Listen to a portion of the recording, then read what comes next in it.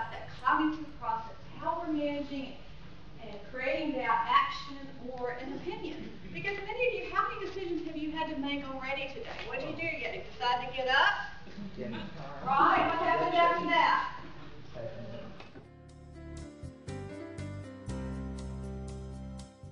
I've been in healthcare since I was 16. Back when in the 70s, when they actually let you work in the summertime in the 16. And it's terrible, but I had a variety of roles, and I was very fortunate to move from the clinical side into human resources about a dozen years ago. And within that scope, being able to take, what HR is telling you on the other side, and gaining and understanding it from an HR perspective, and now bringing it back to both parties. So within that scope, I'm bringing into it a series called Creating Compassionate Connections. Because in healthcare, what do? We provide empathy to our patients.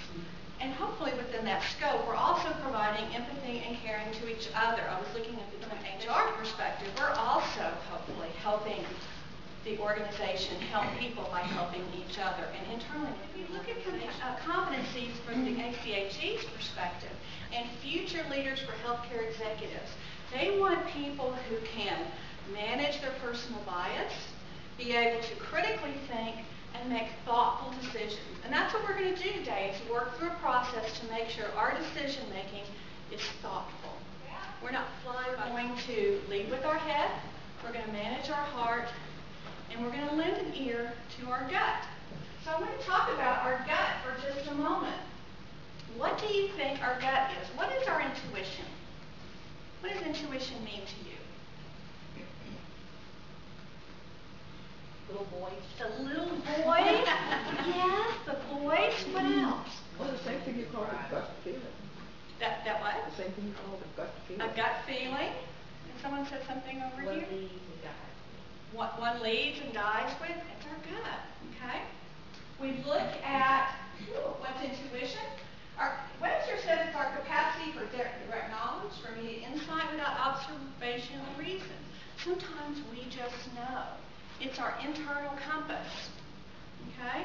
It is absolutely real. It is prone to error, though. Okay?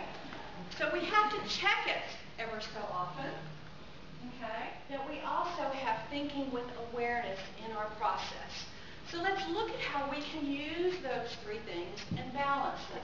Because I'm absolutely not saying don't pay attention to your gut, because that personally, we surround ourselves with people who are good decision makers. We've gone to school, we've gone to classes, we've done workshops, and that's what we're going to do today, is learn a little bit more about decision making. So with that in mind, our objectives are, we're going to look at some barriers to good decision making.